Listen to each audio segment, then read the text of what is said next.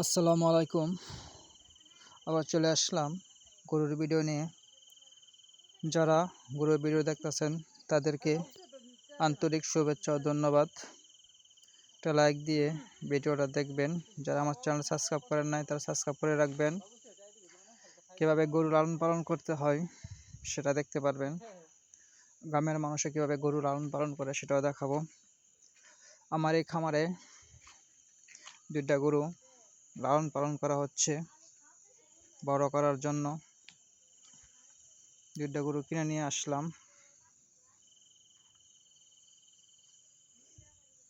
আপনারা চাইলে আপনারাও গরু কিনে এনে গরু লালন পালন করতে পারেন, পালতে পারেন।